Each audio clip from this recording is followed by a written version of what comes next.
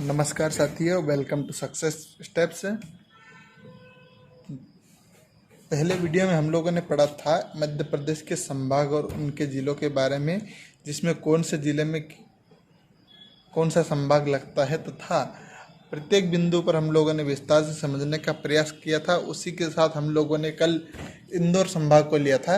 अब हम लोग जिलेवार संभाग को लेंगे, उसके बाद प्रत्येक जिले की चर्चा करेंगे उसमें, जिसमें हम लोगों ने कल इंदौर संभाग को लिया था। उसी के अंतर्गत धार जिला को आज हम लोग पढ़ेंगे।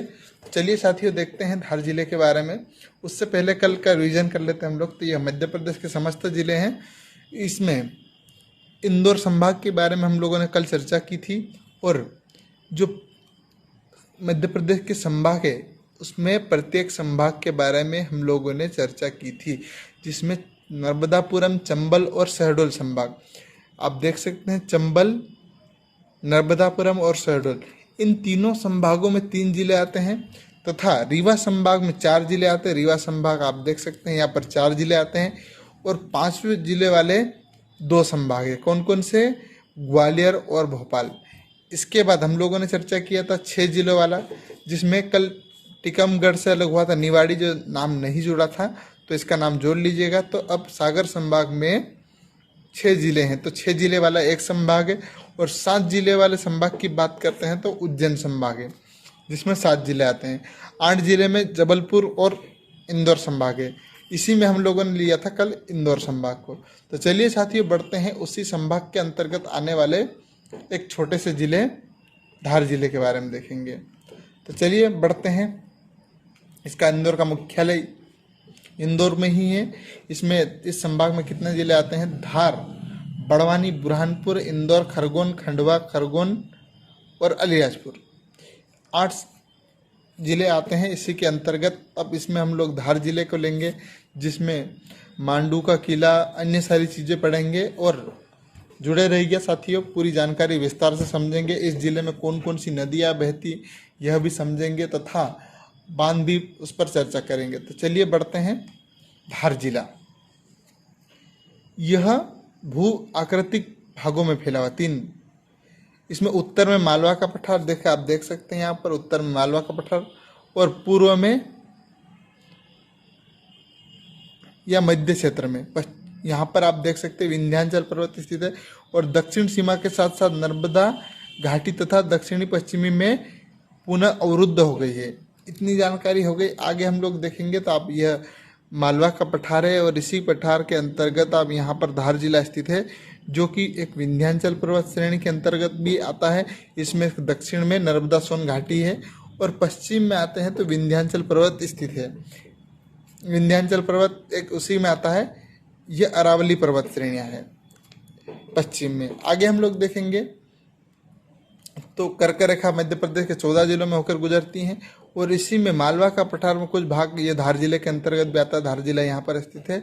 उसी में आइए हम लोग बढ़ते हैं धार जिले के बारे में। अब पठारों को, जो समस्त पठारों को देख सकते हैं, मध्य भारत का पठार, बुंदेलखंड का पठार, बघेलखंड का पठार, रीवा पन्ना का पठार, बघेलखंड का पठार जो कि सबसे छोटा पठार है, और सतपुड़ा का पठार तथा नर्मदा सोन घाटी और विंध्याचल पर्वत श्रेणी और मालवा का पठार, अरावली पर्वत आप यहाँ देख सकते हैं। और यहीं पर धार जिला स्थित है। यहाँ पर झाबुआ जिला है, यहाँ पर अलीराजपुर जिला है। तो इस सारी चीज़ों को, और गढ़वाली श्रेणी पर्वत की है, मैकाल श्रेणी यहाँ पर स्थित है, और सतपुड़ा श्रेणी यहाँ पर स्थित है। इस साथ राजपीपला पहाड़ियाँ यहाँ पर स्थित है, जो कि बड़वानी जिले के आसपास आती है। आइए बढ़ते हैं उसी जिलों में। अब यह नर्मदा सोन घाटी क्षेत्र है। इसके बाद देखते हैं हम लोग धार जिले में। धार जिले में टोटल 8 तहसील है। धार, कुक्सी, बड़वानी नहीं, धार,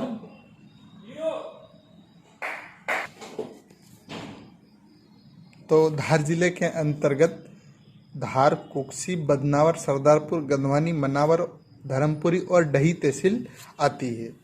इसी में हम लोग देखेंगे तो ये धार जिले में बहुत सारी चीज़ें हैं, उनको प्रत्येक बिंदु पर चर्चा करेंगे। तो चलिए बढ़ते हैं उन्हीं की ओर। धार जिला, जिसमें क्षेत्रफल कितना है? 8,153 वर्ग किलोमीटर जनसंख्या। तो चलिए साथियों, धार जिले के बारे में देखते हैं। और इसी में आप देख सकते हैं इतनी जानकारी धार जिले के बारे में जिसे आप पढ़ लीजिएगा, क्योंकि इतना परीक्षा की दृष्टि से और ज़्यादा महत्वपूर्ण नहीं होने के कारण इसे ज़्यादा नहीं बता रहा हूँ। चलिए बढ़ते हैं धार जिले की ओर। यहाँ पर भोजशाला स्थित है जो कि बहुत ही प्राचीन मंदिर है। आप देख सकते हैं धार जिले में ये मानचित्र है और यहीं पर भोजशाला में जो कि मूर्ति थी अभी ब्रिटेन में स्थित है, यह सरस्वती देवी की मूर्ति। अब देखते हैं भोजशाला के बारे में। यह एक मंदिर है जिसे राजा भोज ने बनवाया था, लेकिन जब अलाउद्दीन खिलजी ने दिल्ली का सुल्तान बना तो यह क्षेत्र अपने साम्राज्य में मिल गया और इसे मस्जिद में तब्दील कर दिया गया था। भोजशाला मंदिर में संस्कृत के अनेक अभिलेख खुदे हुए जिसके बारे में मंदिर होने की पुष्टि मिलती है। ये एक बहुत ही मंदिर है और यहाँ पर हिंदू मुस्लिम का दोनों का आस्था का केंद्र है। आगे हम लोग देखेंगे धार का किला, जो कि धार का किला आप देख सकते हैं चित्र में। यहाँ पर धार दुर्ग, इस किले का ये पहाड़ी पर स्थित है, धार के पास में, धार में ही यह किला नगर के उत्तर में छोटी सी आयताकार पहाड़ी पर स्थित है। इस किले को बनाने के लिए इस्तेमाल की जाने वाली इस छोटे टीले से ली गई, जिसमें बलुआ पत्थर, ठोस मुरम, काला पत्थर और स्थापत्य शैली हिंदू मुस्लिम और अफगान शैली किले का मुख्य द्वार पश्चिम में बनाया गया है। आगे हम लोग देखेंगे यहाँ पर एक बंदी छोड़ बाबा की दरगाह भी है, उसके बारे में भी चर्चा करेंगे। तो चलिए बढ़ते हैं उसी की और अब हम लोग धार जिले के बारे में और देखेंगे। जो किला है धार का, इस किले के बारे में, इस किले का निर्माण हुआ था मोहम्मद बिन तुगलक ने 14वीं शताब्दी यानी 1344 में इस किले का निर्माण किया था। किले के अंदर कई संरचनाएं मौजूद है जो काफ़ी महत्वपूर्ण है, जैसे खरबूजा महल है ना, शीश महल। इतिहास में स्पष्ट जहांगीर ने शीश महल बनवाने में सहायता की थी। दारा शिकोह जो कि शाहजहां का सबसे बड़ा बेटा था, उसने औरंगजेब से युद्ध के दौरान इस किले में शरण ली थी। इसी खरबूजा महल में कस्तूरी तरबूज के आकार के कारण इसे यह नाम मिला, खरबूजा महल। कस्तूरी आकार के कारण इसको यह खरबूजा महल नाम दिया। इस किले में एक जो महल था 15वीं तथा 16वीं शताब्दी के भवनों के अवशेष यहाँ पर स्थित है। परार वंश ने 1732 में इस किले पर कब्जा कर शाही महल के रूप में उपयोग किया है, पवार वंश के द्वारा।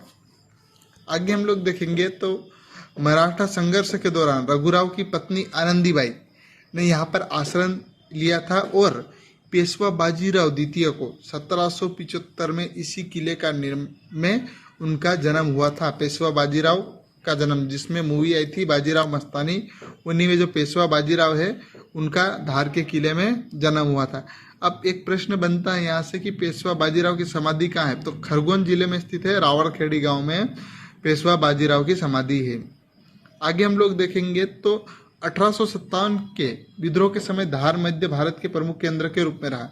इस किले में स्वतंत्रता संग्राम सेनानियों ने कब्जा कर लिया और जुलाई से अक्टूबर माह तक लगभग 4 माह का समय था और इस किले को अपने कब्जे में रखा। अब इस किले में बंदी छोड़ की दरगाह भी है, आप देख सकते हैं ये बंदी छोड़ दरगाह है। इसके बारे में चर्चा करेंगे तो बंदी छोड़ बाबा, इनका वास्तविक नाम क्या था, अब्दुल शाह चंगल। इनके बारे में कहा जाता है कि धार के किले में करीब 900 दूल्हा दुल्हनों को कैद मुक्त करवाने के लिए के समय बंदी बाबा का सिर कटकर वहीं गिर गया था।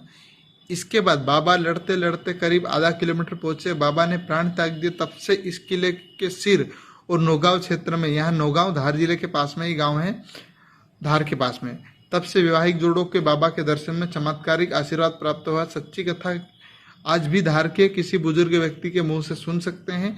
यह दरगाह हिंदू मुस्लिम मामले की बड़ी मिसाल कायम की है। यहाँ पर ये देख सकते दरगाह, और यहाँ पर दूर से देखने पर ये इस प्रकार से दरगाह दिखती है और यहाँ पर हिंदू और मुस्लिम दोनों समाज के लोग यहाँ पर पूजा अर्चना करते हैं। यह बहुत बड़ी बात है। आगे हम लोग देखेंगे खरमोर पक्षी अभ्यारण्य, यह भी धार जिले के अंतर्गत आता है, सरदारपुर तहसील में। आप देख सकते हैं यहाँ पर धार है और यहाँ से करीबन 40 किलोमीटर दूर सरदारपुर आता है और इसी में 348.12 वर्ग किलोमीटर के क्षेत्र में यह अभ्यारण्य है, जहां पर खरमोर पक्षी रवास स्थल पूर्व से संरक्षण किया जा रहा है और 4/6/1983 से स्वरूप में आए खरमोर अभ्यारण्य क्षेत्र में खरमोर पक्षी व अन्य प्राणी संरक्षण, उनके आवास स्थल का संवर्धन किया जाता है। खरमोर पक्षी माह जुलाई से अक्टूबर मध्य प्रजनन हेतु इस क्षेत्र में आते हैं। खरमोर पक्षी का आप चित्र देख सकते हैं और इसके बारे में भी वीडियो एक बना चुका हूं, चाहे तो आप उस वीडियो को देख सकते हैं और इसकी लिंक इस वीडियो के डिस्क्रिप्शन बॉक्स में मिल जाएगी। आगे हम लोग देखेंगे तो इसका वैज्ञानिक नाम क्या है, साइपोटोट्स इंडिकस, इंग्लिश में लेजर फ्लोरेसियन कहते हैं। ये एक बड़ा आकार वाला, आप देख सकते हैं, बड़े आकार वाला और लंबी टांग इसकी है और ये भारतीय पक्षी है। ये भारत के अलावा कहीं पर भी नहीं पाया जाता है। इसको क्या कहते हैं, चीनी मोर या केरमोर भी कहा जाता है। मुख्यतः कहाँ पर पाया जाता है, उत्तर पश्चिमी महाराष्ट्र, नासिक, अहमदाबाद से लेकर दक्षिणी पश्चिमी घाट भारतीय क्षेत्र में पाया जाता है, किंतु वर्षा ऋतु में यह मध्य प्रदेश, राजस्थान, गुजरात तक फैल जाता है। कभी कभार दिल्ली और उत्तर प्रदेश में भी यह पहुंच जाता है, पर भारत के बाहर इस पक्षी को कोई नहीं जानता और ये भारत के बाहर पाया भी नहीं जाता है। भारत में रतलाम, सरदारपुर सहित कई अन्य स्थानों पर इसको संरक्षण के लिए अभ्यारण्य बनाए गए हैं और यह पक्षी लगभग जम्मू कश्मीर या हिमालय क्षेत्र से आता है, जो मात्र 4 महीने तक रहता है और अंडे देता है। वैसे धार जिले में ऐसी संभावना जताई जा रही कि 2 जोड़े स्थित है, तो यह कहा जाता है। आगे हम लोग देखेंगे तो नर और मादा एक जैसे होते हैं। इसके सिर, गर्दन और नीचे का भाग काला होता है, आप देख सकते हैं। सिर और ये गर्दन का भाग पूरा काला होता है और ऊपरी हिस्सा हल्का सा सफ़ेद होता है, तो इसका यह भी देख सकते हैं। इसके बाद तीर श्रद्ध से काले चित्तियों से भरा होता है। कान के पीछे पंख बड़े हुए होते हैं। प्रणय ऋतु में नर बहुत चमकीला रंग हो जाता है और सिर पर एक सुंदर सी कलंगी निकल आती है। यह नर खरमोर पक्षी है और इसकी कलंगी आप देख सकते हैं, और ये जो इस साइड में दिख रहा है ये मादा पक्षी है। आगे हम लोग देखेंगे तो ये कीट और अन्य सारी चीज़ें खाते हैं तथा उबड़ खाबड़ क्षेत्र में रहते हैं और जो कटीली है, पौधों आदि चीज़ों में पाए जाते हैं। आगे हम लोग देखेंगे इसका क्षेत्रीय नाम खरमोर पक्षी का। तो ये पूरा वीडियो इसका भी मिल जाएगा साथियों, तो आप चाहे तो इसकी लिंक डिस्क्रिप्शन बॉक्स में दी गई है, उसको देख लीजिएगा। हिंदी में इसका नाम बात करते हैं हम लोग खरमोर की, है ना। लिख या लिख, छोटा चरत, गुजराती में खरमोर कहा जाता है। मध्य प्रदेश में खर तीतर, भटकुकड़ी, भरतीतर और महाराष्ट्र में तन्नेर के नाम से जाना जाता था। पश्चिम बंगाल में छोटा डाहर लिख कहा जाता है। तमिलनाडु में वारागी कोची, आंध्र प्रदेश में नेला नेमाली और केरल में चट्टा कोची के नाम से जाना जाता है। कर्नाटक में चट्टा कोजी और कन्नौल तथा सिंध में खरमूर के नाम से जाना जाता है। तो यह साथियों इतने नाम खरमोर पक्षी के हैं। आप चाहे तो ये प्रश्न पूछा जा सकता है क्योंकि बहुत सारे नाम हैं और यह पक्षी एकदम भारत में लुप्त प्रजाति के रूप में जाना जाता है।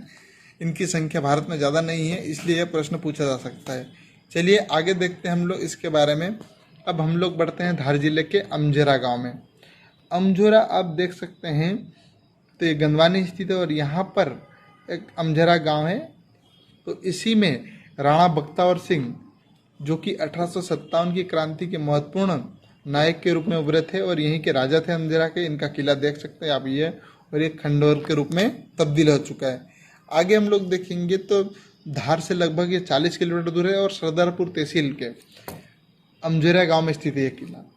इस गांव में शैव तथा वैष्णव संप्रदाय के अनेक प्राचीन बने हुए मंदिर, अधिकांश शैव मंदिर महादेव, चामुंडा, अंबिका को समर्पित है। लक्ष्मी नारायण और चतुर्भुजरंजता वैष्णव संप्रदाय के लोकप्रिय मंदिर है। गांव के निकट ब्रह्मकुंड और सूर्य कुंड नामक 2 टैंक है। गांव के आसपास राजपूत सरदारों को समर्पित 3 स्मारक बने हुए हैं। जोधपुर के राजा राम सिंह राठौड़ ने 18वीं-19वीं सदी में यहाँ पर रहकर एक किला बनवाया था। इसी किले के 3 शानदार महल भी बने हुए। किले के रंग महल में विभिन्न भित्त चित्रों से दरबारी जीवन झलक को देखने मिलती है। कहा जाता है कि श्री कृष्ण ने रुक्मणी का हरण किया था और यहाँ पूर्वोत्तर में अमका झमका मंदिर है, जहाँ रुक्मणी प्रतिदिन पूजन के लिए जाती थी। कानवन से 35 किलोमीटर दूर कानव ऋषि पावन भूमि कानवन लेबड़ नया 4 लेन पर है। यहाँ पर माँ कालिका का मंदिर, नागेश्वर का मंदिर, नीलकंठेश्वर मंदिर, संतोषी माता का मंदिर और चामुंडा माता का मंदिर तथा गंगा माता का प्रसिद्ध मंदिर यहाँ पर स्थित है। आगे हम लोग देखेंगे 1857 की क्रांति के दौरान अमझरा की ओर से राणा बख्तियार सिंह ने क्रांति का नेतृत्व किया था। उन्हें लालगढ़ के किले से पकड़कर 10 फरवरी 1958 को इंदौर की छावनी में फांसी दी गई थी। किसको? 1857 की क्रांति में अमझरा की ओर से राणा बख्तियार सिंह ने नेतृत्व किया था और उसमें अंग्रेजों ने इन्हें लालगढ़ के पास से किले से पकड़कर फांसी दे दी थी इंदौर में। आगे हम लोग देखेंगे भोपावर। यह भी सरदारपुर तहसील के अंतर्गत आता है। आप यहाँ पर देख सकते हैं सरदारपुर के, और इसी के अंतर्गत जैन तीर्थ स्थल भी है जहाँ पर ये मूर्तियाँ और मंदिर है। इसके बारे में भी विस्तार से समझेंगे। तो चलिए देखते हैं भोपावर का प्रादुर्भाव, भोपाल की प्राचीनता और इस तीर्थ से जुड़े रहस्यों के बारे में। यहाँ कई प्रकार की असुरतियाँ प्रचलित है। कहा जाता है कि भोपावर की स्थापना श्री कृष्ण की पत्नी रुक्मणी के भाई रुक्मण कुमार ने की थी। कहा जाता है कि रुक्मण कुमार के पिता भीष्मक उस समय अमझिरा, जो कि भोपावर से 17 किलोमीटर दूर है, ये आप देख चुके हैं पूर्व में, और वहाँ के शासक थे। रुक्मण कुमार अपनी बहन का विवाह शिशुपाल से कराना चाहते थे, लेकिन उनकी बहन मन ही मन में श्री कृष्ण को अपना पति मान चुकी थी। रुक्मणी का संदेश पाकर श्री कृष्ण वहाँ अपना रथ लेकर पहुंचे और रुक्मणी का हरण कर लिया था। रास्ते में रुक्मण कुमार का सामना करना पड़ा, जिसे अपनी आसानी से पराजित कर दिया गया। श्री कृष्ण ने अपनी हार से दुखी रुक्मण कुमार कुंदनपुर नहीं लौटे और उन्होंने उस स्थान पर रहने कर लिए एक नगरी बनाई, जिसका नाम प्राचीन नाम भोजपावर का प्राचीन नाम क्या था, ध्यान रखिएगा, भोजकुट, जो कि वर्तमान में भोपावर के नाम से प्रसिद्ध है। कहा जाता है कि रुक्मण कुमार ने ही श्री शांतिनाथ जी की प्रतिमा इस मंदिर में स्थापित कराई थी। शांतिनाथ देख सकते हैं आप, भगवान शांतिनाथ की प्रतिमा, यह उन्हीं की प्रतिमा, और जिसका निर्माण किसने करवाया था, स्थापित रुक्मण कुमार ने। भोपावर के 16वें जैन तीर्थकार शांतिनाथ, जो भगवान शांतिनाथ थे, जैन धर्म के 16वें तीर्थकार थे। उनकी काउसग्न मुद्रा वाली 12 फीट ऊंची प्रतिमा खड़ी है। कल्पसूत्र के अनुसार भगवान महावीर और भगवान नेमिनाथ के समय का अंतर 84,000 वर्ष बताया गया। शांतिनाथ जी की यह प्रतिमा 87,000 वर्ष पुरानी है। इस विशाल मूर्ति बिना किसी सहारे के 2 पैर पे खड़ा होना उस वर्त की मूर्ति कला का बेजोड़ नमूना है। अब विशेषता देखते हैं यहाँ की।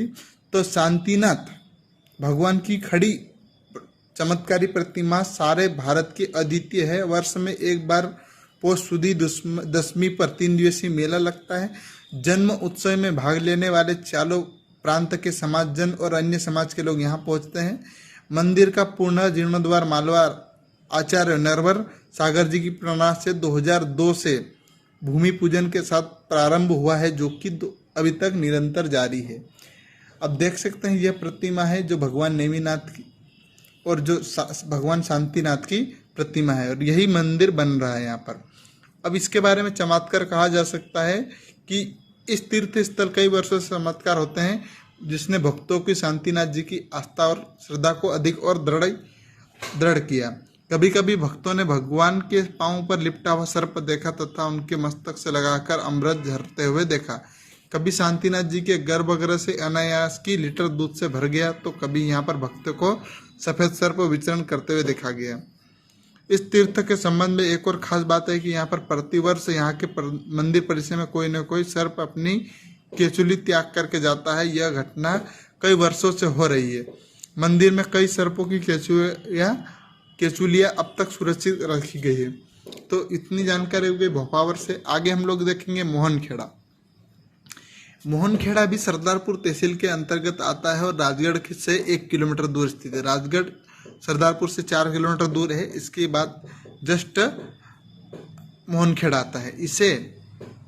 यह भी एक जैन पवित्र स्थल है और तीर्थ स्थल की स्थापना 1940 में राजेंद्र सूरीश्वर जी महाराज ने किया था। आचार्य विद्याचंद सूरीश्वर जी महाराज ने इसे नया और कलात्मक रूप प्रदान किया है।